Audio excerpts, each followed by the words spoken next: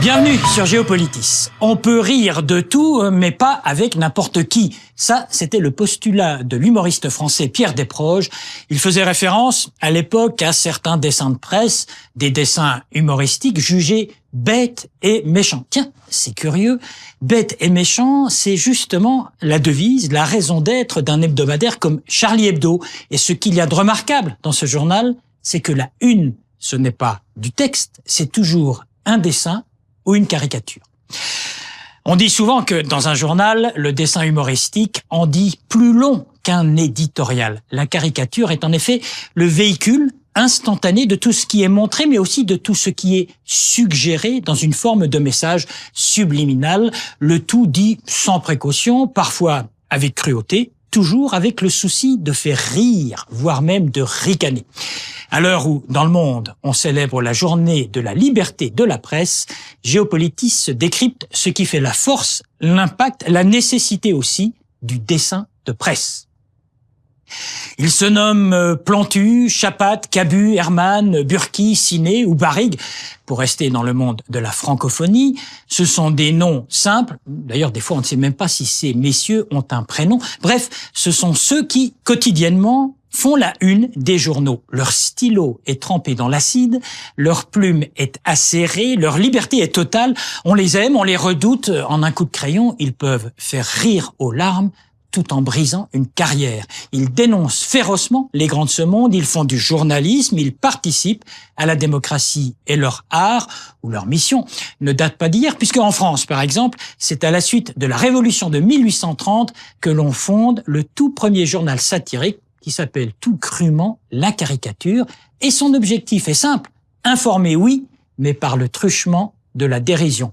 Le dessin sous forme de caricature a pour fonction de révéler un problème, un malaise, et s'il gêne, s'il offusque, c'est que justement, il est là pour transgresser un code, pour casser une retenue, tout en laissant place à l'imagination, donc à la création. Le dessinateur Plantu ne dit pas autre chose. Le dessinateur de presse doit être plus rigoureux et journaliste. C'est-à-dire qu'il doit continuer à se lâcher et à passer son temps à énerver tout le monde, à être borderline, de dépasser même la ligne rouge, mais à la fois, il faut qu'il pense que son dessin, il est aussi un dessin provocateur.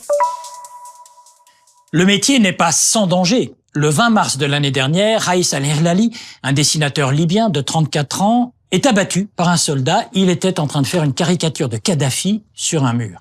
10 ans plus tôt, en Sierra Leone, le dessinateur Minoru Touré, alias Adzo, était assassiné par un mouvement révolutionnaire. Ses caricatures avaient déplu. Combien de journalistes dessinateurs ont été ainsi visés, censurés, ouvertement ou sournoisement, voire arrêtés ou exilés? Et c'est, entre autres buts, pour les défendre, que s'est créée l'association Cartooning for Peace, Dessin pour la paix, avec un parrain, Kofi Annan, un fondateur connu, Plantu, du journal Le Monde, et une belle brochette de dessinateurs de tout pays, résolus, comme il le formule si bien, à faire désapprendre l'intolérance.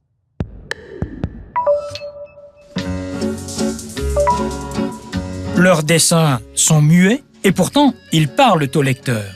Les auteurs n'ont pas toujours l'occasion de s'expliquer. Il est donc temps, pour une fois, de leur donner la parole. J'essaye de donner dans mes dessins pas seulement une méchanceté tirée à boulet rouge sur certaines personnalités, mais aussi rechercher le côté poétique. J'essaye d'être juste. Et ça a l'air modeste, mais en même temps, derrière la justesse, il y a la provocation, je crois. On n'est jamais aussi provoquant que quand on est juste, quand on vise juste. Je déteste regarder les choses en plan moyen. J'aime bien me placer un peu plus haut que l'actualité, ou à côté, ou en contrebas pour voir les choses d'en bas. Et ça me donne un angle que les journalistes ne vont pas chercher. Dans la première série de publications, il y a 12 dessins, 12 caricatures et un titre, Les visages de Mahomet. L'affaire commence ainsi par cette demande du journal danois, le Jyllands-Posten, à une quarantaine de dessinateurs indépendants. consistant à illustrer un livre pour enfants sur le prophète. Nous sommes en septembre 2005. Dès octobre, le journal reçoit des menaces de mort. Les premières manifestations sont lancées, d'abord au Danemark, puis bientôt dans l'ensemble du monde, car de nombreux journaux reprennent ces caricatures, de l'Égypte à l'Allemagne et de la France à la Bosnie. En janvier 2006, plusieurs pays lancent même un boycott sur le Danemark, et en février, c'est l'explosion de colère de la Mauritanie à l'Indonésie et du Liban au Pakistan. Les consulats sont même incendiés. 7 ans après ces publications, qualifiées de provocation, l'affaire fait encore parler d'elle. Le mois dernier, 2 jeunes Tunisiens ont été condamnés à 7 ans de prison pour avoir publié certaines de ces caricatures sur Facebook. Les motifs des inculpations étaient les suivants: atteinte à la morale et atteinte aux valeurs du sacré. C'est très tendance. Le couple vedette, journalisme et BD, les Américains appellent cela graphic journalism, les Français disent reportage BD. On troque le micro, la caméra ou l'appareil photo contre le stylo ou le crayon. Maître de cet art, Joe Sacco, un auteur maltais d'origine qui vit aux États-Unis et qui a fait un tabac mondial avec ses reportages de Palestine en Bosnie, qu'il parle des femmes tchétchènes ou des immigrants africains. Attention, le reportage BD est différent par essence du reportage classique. Le reporter ne se contente pas de donner les faits, il se met en situation, il nous fait vivre ses impressions, ses joies, ses peurs. Il n'est donc pas seulement narrateur, il est sujet. Chapat, le dessinateur suisse, fait de même, du printemps arabe à la course à l'Élysée. Comme le dit ce dessinateur genevois, on raconte le monde avec la simplicité du dessin et on donne à voir l'humanité derrière l'actualité. Le Québécois Guy Delisle a livré, lui, ses chroniques birmanes avant de se plonger un moment dans la ville éternelle, Jérusalem. C'est de l'actualité vue de l'intérieur. Le grand, l'immense Art Spiegelman avait obtenu en 1992 le prix Pulitzer pour son historique BD Maus, qui relatait l'histoire de sa famille pendant l'Holocauste. En somme, le BD reportage, c'est le croisement du 9e art et du 4e pouvoir.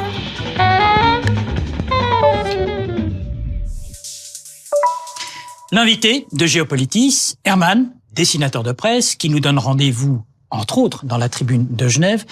Vous en avez de la chance, vous, les dessinateurs de presse. Vous avez une liberté totale, vous faites ce que vous voulez.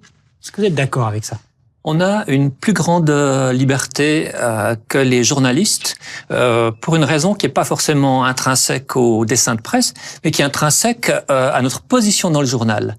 C'est-à-dire qu'on est le dessinateur de presse, souvent la personne qui se distingue des autres journalistes. Et c'est une chance parce que, par exemple, quand on fait un article, les lecteurs diront « Tiens, vous avez vu ce que dit Le Monde, vous avez vu ce que dit la Tribune de Genève ».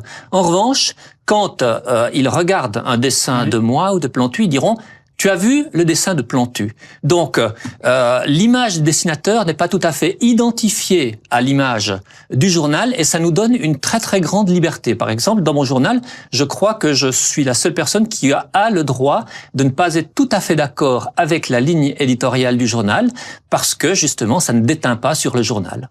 Est-ce que vous servez d'alibi et est-ce que vous oseriez vous moquer de votre patron en le caricaturant ? Attention, il va écouter. Oui. Alors, je peux être un alibi, et par exemple, je peux même être un alibi en me moquant de mon patron. Il est arrivé... Vous cumulez, là. Oui, tout à fait. Il est arrivé qu'on ait par exemple des démêlés dans l'affaire Kadhafi avec le fils Hannibal Kadhafi, et je me suis amusé à me moquer de mon rédacteur en chef, alors que justement, dans cette histoire, c'était assez difficile pour le journal, puisque on était juge et partie, on devait relater ce qui nous arrivait, et moi, j'étais la personne qui pouvait un petit peu se moquer du journal.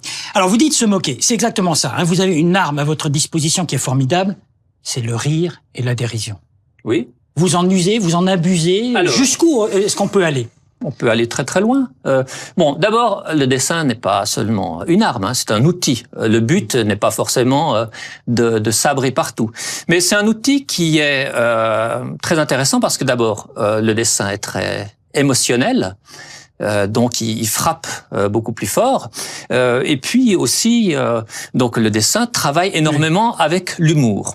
pourquoi il y a un rapport, je pense, entre le dessin et l'humour, puisqu'on dit toujours que les blagues les plus courtes sont les meilleures. Jusqu'où peut-on aller, je dirais, dans le trait grossi? Par exemple, je pense aux caractéristiques physiques d'un président de la République, d'un conseiller fédéral. Jusqu'où peut-on aller sans être cruel?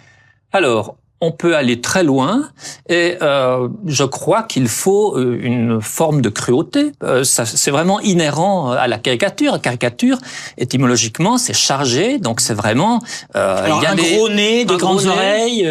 Exactement, et c'est une forme de dérision, une forme de négation de la personne. Maintenant, c'est vrai que il y a évidemment, par exemple, le fameux problème de comment dessiner un nez de juif avec l'histoire du dessin de presse.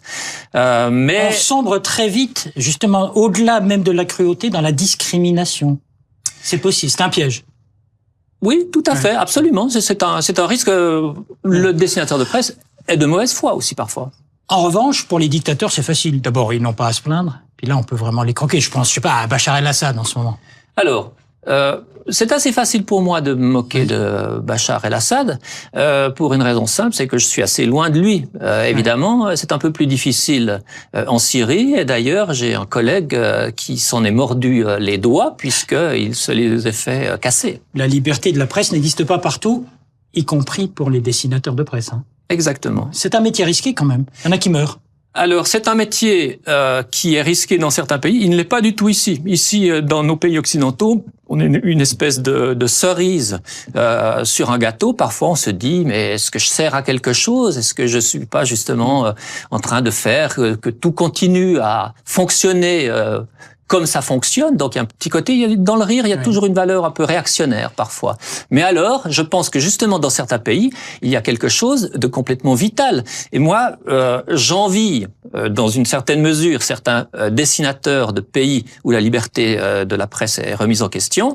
En même temps, je les admire plus que je les envie parce que je crois qu'ils font preuve souvent d'un courage dont je pense que je ne ferais pas état dans leur situation. Votre but, finalement, c'est quoi? C'est très naïvement, c'est la paix dans le monde. On stigmatise les méchants pour que le monde devienne gentil. C'est ça? Non, je crois pas. Non, faut pas réduire. Là, vous caricaturez la caricature. J'ai le droit. Oui. Non, je pense que tout le spectre du dessin de presse est exactement le même que le spectre du journaliste. Donc, il est de faire comprendre, de remettre en question, parfois d'incriminer, parfois de discriminer, mais on a vraiment tout le spectre du journaliste. François Hollande, ça y est, vous savez comment le croquer, ça peut servir? François Hollande n'est pas trop difficile. Le signe distinctif, c'est évidemment ses yeux de Basset qui sont... C'est vous qui le dites, hein, moi j'ai rien dit, oui. Oui, non, mais il a quelque chose de gai et de triste que j'aime beaucoup. Il y a quelque chose de très sympathique. Je ne l'ai pas encore tout à fait. Justement, certaines personnes lui reprochent une forme de mollesse. Et cette mollesse, alors moi je crois à la physiognomonie. Je crois qu'elle se reflète dans ses traits. Et Sarkozy était beaucoup plus facile. Vous voyez, je le mets déjà. Était beaucoup plus facile à faire. Alors on verra ça, notamment dans la tribune de Genève. Merci, Herman, merci à vous. Merci.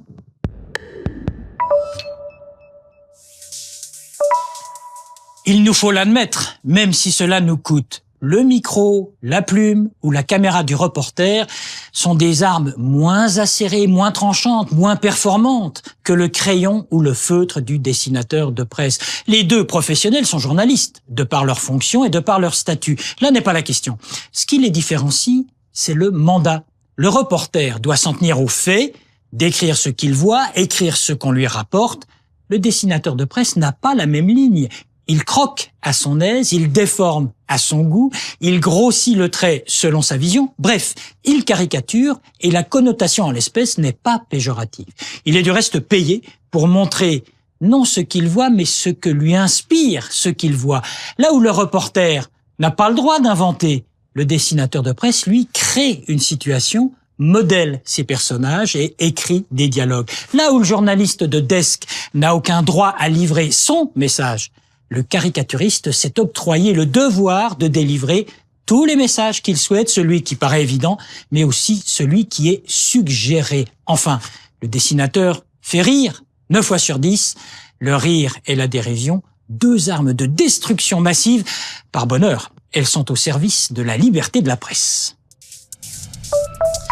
Et sur la page web de Géopolitis, préparée par David Nicole, vos questions à notre invité, il peut même répondre sous forme de dessin, ce que la toile nous propose en matière de vidéo, du dessin, du graphisme pour élargir ce sujet, vu du passé ou lorsque le dessin de presse faisait ses débuts, les sites sur lesquels vous pourrez vous documenter, Géopolitis en podcast, et comme toujours, vous êtes toujours les bienvenus sur Géopolitis.